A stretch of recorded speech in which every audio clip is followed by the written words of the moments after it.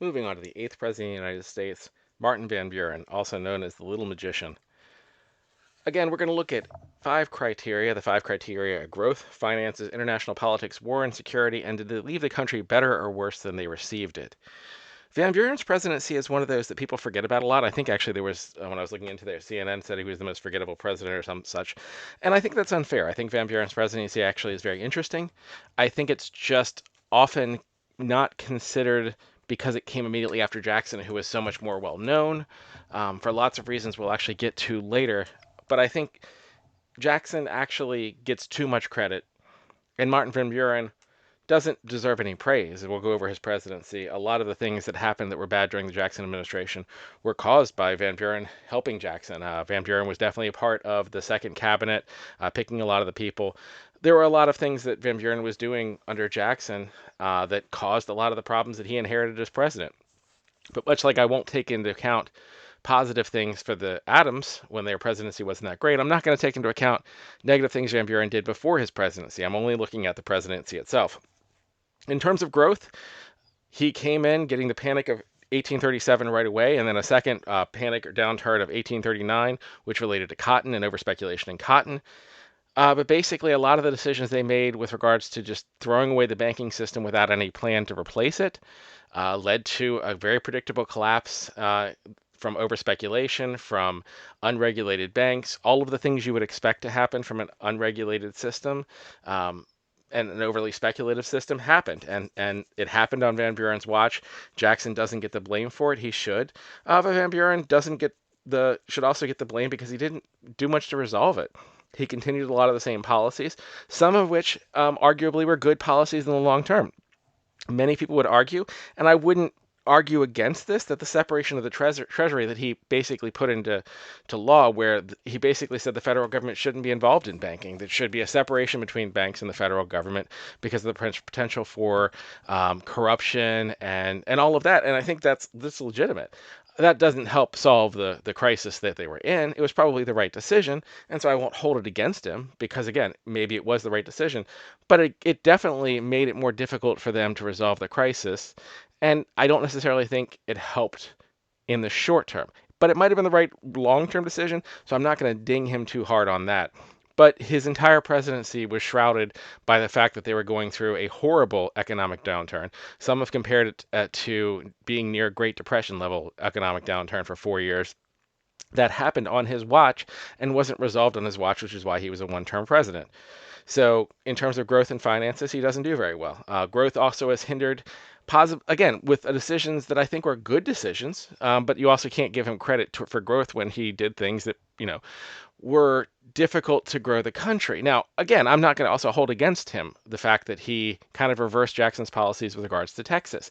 Texas was on the path to annexation.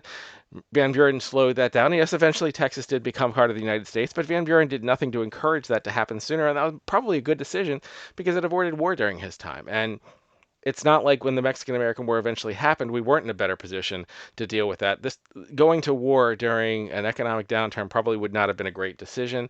I think Van Buren made the right call there in downturning and turning down the Texas thing. And also the Texas issue was causing huge conflicts that were with regards to the slavery issue because Texas was going to have to come in as a slave state. There wasn't really any debate about that. Texas was coming in as a slave state. There wasn't a counter set to offset that, and him slowing that down was probably the right decision. So I'm giving him a negative generally for growth, but honestly not as big a negative as you might think because I do think those decisions were the right decisions. The negative for growth mostly comes from the poor finances, which again, a lot of that's not necessarily because of Van Buren's presidential policies.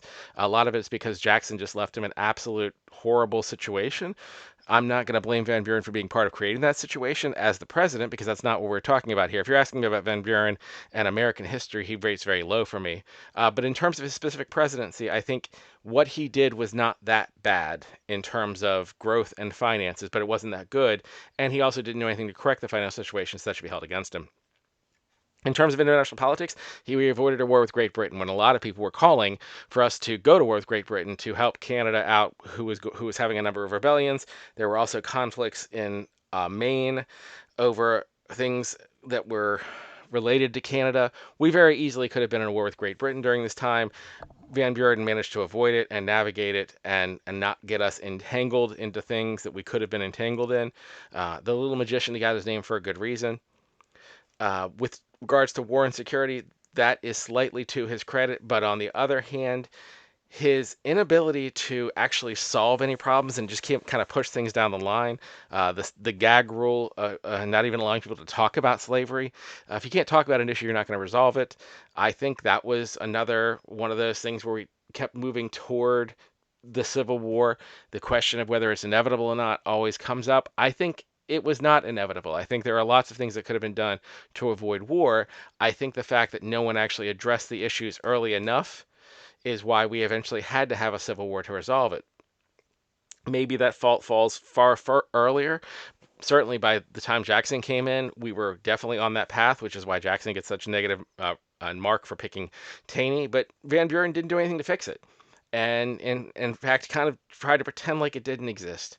And a lot of Van Buren's actions also created additional party divisions. He is, the guy, the father of the party boss system and just the corrupt system of political favors. All of that comes from Van Buren's era. Almost every negative thing we think about with regards to political corruption, if it can't be traced to Van Buren, he certainly did a lot to push it forward. And I think that is something that definitely falls on his ledger and that was happening during his time. His backroom dealings, his manipulation, it was not in service of the country, it was in service of his political ambitions. And I think it was very negative overall. In terms of leaving the country better or worse, I think Van Buren definitely left the country bad. The question is, how bad did he get it and how much worse did he leave it? I went back and forth on this because I do think Van Buren was dealt a bad hand. But then I started thinking about other presidents we've had who got dealt a bad hand. I mean, who got dealt a worse hand than George Washington?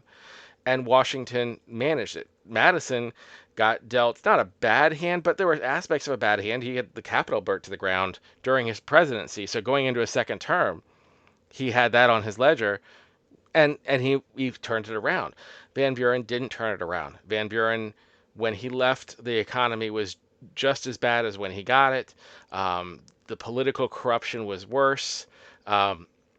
We hadn't moved forward in resolving any of our political issues. He did not do a very good job in any of these fronts. So then you're kind of going, all right, where does he compare to Jackson? And also, to be fair to Van Buren, to his credit, he did shorten the federal workday to 10 hours. I guess I'm giving him that credit for that. And he did avoid the wars. We avoided war with Great Britain. We avoided war with Texas. Things could have been worse. So I'm not going to put Van Buren down in the bottom worst of presidents. I'm going to guess he's probably going to be in the bottom third, maybe the bottom quarter. But I know we have a lot of bad presidents coming up. But comparing to who came before him, I went back and forth as to whether I was going to put Van Buren above or below Jackson. Let me explain how the rating system works a little bit more, because you might actually see some people move around slightly. The way I'm doing this is I have a spreadsheet with two sections, and I do number scores for each of the 5 criteria, and then I also do a ranking of the 5 criteria in a separate spreadsheet. So I will give a number score based arbitrarily when I first do it. And then as I'm going back and looking at those, I will then compare all of the number scores I've given. And if I rated someone too high or too low, I'll then say, okay, I don't think that they're better than this person, so I'm going to slightly raise their score like a 0.1 or 0.2 up so that I'll have a ranking of where they were. So there may be changes, and there may have already been changes. In fact, I'm thinking the Adams might be flipping back and forth in a couple of these videos where the scores of who is above and below someone change. But for now, as I'm looking at these scores, I am putting Martin Van Buren in 8th place behind Andrew Jackson, but it's close. It's very, very close. I think I have to give Jackson credit because his actual time in the presidency, there were a lot of things, if you were an American during that time, that were positive. The economy during that time was, for the most part, a good economy. There were things he basically I think Jackson is the one who took a very, very good system and nearly destroyed it. But the destruction didn't happen until Van Buren's presidency, even if he is largely to blame. And Van Buren could have reversed a lot of those policies and didn't, continued almost all the same policies, and quite frankly, did some of them worse. So I think because of that, I'm going to put Van Buren at 8th right now.